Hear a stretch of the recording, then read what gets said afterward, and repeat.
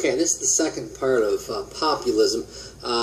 Here they become a political party very quickly, and then they very quickly disappear. They get absorbed by the Republicans and the Democrats. Three aspects we're looking at here: politicizing the movement. The name of the political branch of the movement will be the People's Party or the Populist Party. And the election of 1892 and 96 are watershed marks, at least in the 1890s. We have the Farmers Alliance. Like I said, the Grange membership drops because it's better times for farmers. Texas, for the most part, is the birthplace of the Farmers Alliance. The Midwestern Farmers Alliance coalesced as well in the 1880s, especially when people out east moved to the Midwest. In tandem, however, with the rise of the Colored Farmers Alliance, because keep this in mind, the Farmers Alliances were white. They did not allow non-white people. They did not allow women. And they began to they recruited people, they educated people, and then they politicized it with what they called the Cleburne demands from Cleburne, Texas. They had 17 ideas, 17 planks, they called them, just like a political platform. They reissued their support for labor, but the three big issues were the monetary system, land, and transportation. Regarding transportation, they want real valuation on railroad stock, no more watering down of stock. They want an interstate commerce law to equalize railroad rates from state to state. Regarding land, they wanted the federal government to tax speculated lands. In the railroads, they wanted to sell land to farmers and pioneers at the same interest rate that they got from the federal government. This is also a little bit of nativism. They wanted the federal government to prohibit aliens from owning land, non-Americans, which of course they did and they do today. We don't really care where you come from as long as the check clears. Regarding the monetary system, they wanted a national banking system with flexible currency, unlimited coinage of gold and silver. But there was some dissension. A lot of people, some farmers, feared these demands were too socialist. Others pressed forward, such as Charles McCune in Waco in 1877. He proposed that the Texas Alliance establish a statewide co-op with a centralized purchasing and selling mechanism. And he asked for all Southern alliances to merge, creating this huge system. He called out farmers to what he called missionaries to wander across the country. One of the new ideas was the creation of a sub-treasury, McCune's idea in 1889. It's about storage and borrowing. Government would build warehouses, which he called sub-treasuries, to store crops until the best prices happened. And while the crops were waiting for sale, farmers could borrow up to 80% of the value from the federal government at only 2% interest rates. Well, there was some problems in the movement. We have regional problems, North versus South versus West, the Farmers Alliances versus the Colored Farmers Alliance, and certainly race clouded the movement, especially in the South. Not everyone wanted to recruit labor, i.e. factory workers. It was very much a white Anglo-Saxon Protestant movement, especially in the South, who, besides ignoring black people, also ignored Catholics and Jewish people. Well, Kansas seems to have led the way in creating the People's Party. In 1890, a bunch of Kansas farmers formed the Alliance ticket, and they had a convention, about 6,000 attended. They invited a guy named L.L. Polk to speak, who was president of the Farmers Alliance. This is what he said, quote, "The farmers have risen up and inaugurated a movement the world has never seen." He called the Alliance ticket revolutionary. Well, Ignatius Donnelly was from Minnesota. He said that the nation was on the verge of moral, political, and economic ruin, and that the old political parties allowed this to happen, so what we need is a new political party. Remember, creating that space, so we have July 4th, 1892, in Omaha, Nebraska, the People's Party is established, and they adopted general progressive reforms, such as the 8-hour workday, graduate income tax, popular election of senators, secret ballots, referendums, things that we have today, they're not going to get in their time. And the big three: transportation, land, and the monetary system. That was the core of the People's Party platform. Money, transportation, and land. And like I said, it smacks a little bit of nativism. Well, like I said, there's their platform. They called for the sub-treasury. And in the election of 1892, they received about 1 million votes. But the Democrat won in part because the People's Party, was rejected by the American people. It's really difficult to have a third major party. There are two things we just traditionally do not do. We do not turn our backs on the religion of our parents, and we do not turn our backs on the politics of our parents. Certainly some of us, as we mature, become self-reflective and thus make adult decisions on what, if anything, we believe regarding religion and politics, but the vast majority of people do not. So in order to ask for people to join this third party, the People's Party or the Populist Party, you are asking American voters to turn their back on their parents' politics, which is really, really, really difficult to do.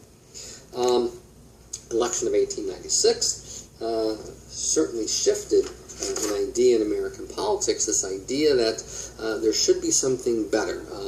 Presidents in the presidents in the Gilded Age were referred to as lost men. They served a 4-year term, and they didn't really accomplish anything. They allowed the railroads and the robber barons to run this country. The only exception would be the regulation of railroad rates in 1887, the Civil Service reform in 1883, and protective tariffs. Well, 1890, in the congressional elections, Democrats gained control. Cleveland defeats Harrison by the biggest margin since 1872. 1894, the Republicans reversed the Democrats' gain. And in 1896, the #1 issue for the People's Party is free silver. They ignored the rest of the planks, and they're focused on one thing, and that is the unlimited coinage of silver. So, what happened here? Well, for the most part, one idea is not going to get anyone elected, because life is far too complex for that.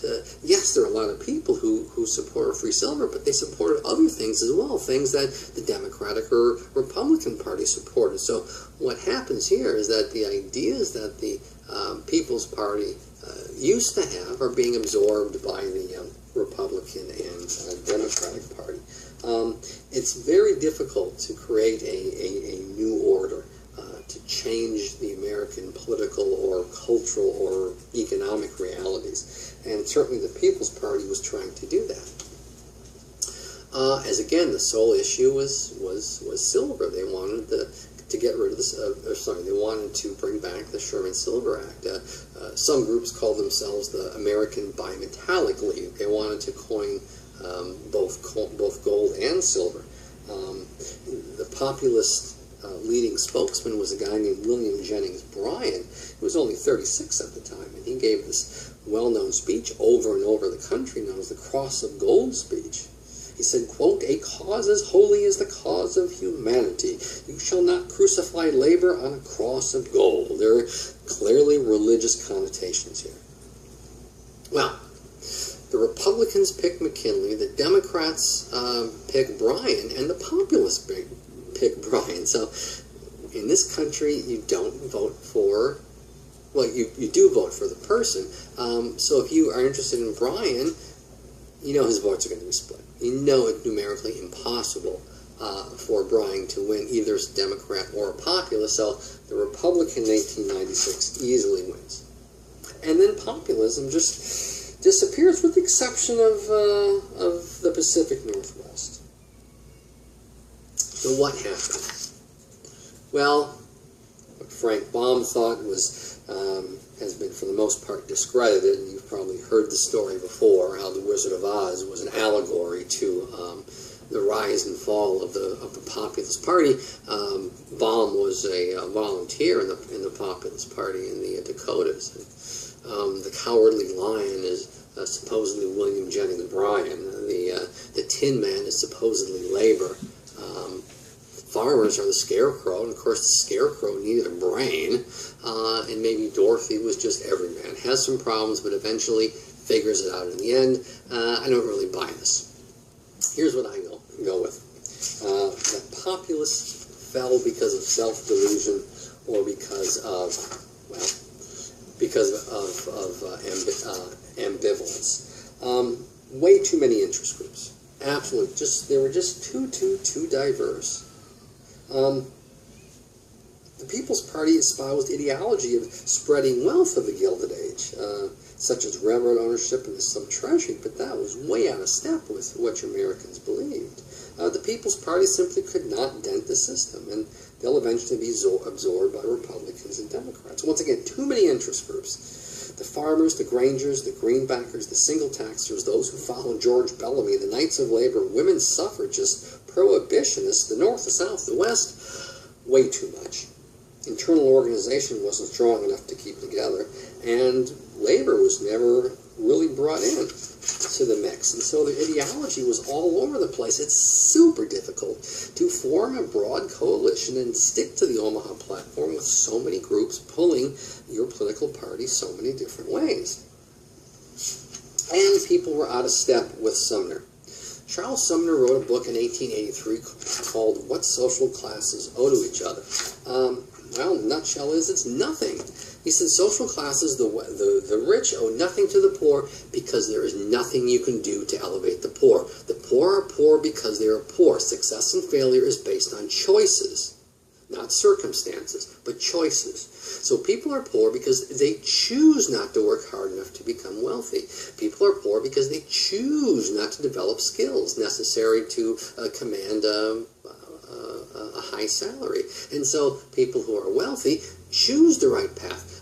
They choose to succeed. This is also part of the old gospel of wealth idea. And we see this very much today in non-denominational Christian leaders around this country that says you can succeed or fail based on, your thought process, your how hard you work. And historically that doesn't jive because human civilization is much, much, much more complex than the simplistic answer of hard work. Besides, hard work is relative. I don't think what I do is hard. It's time-consuming.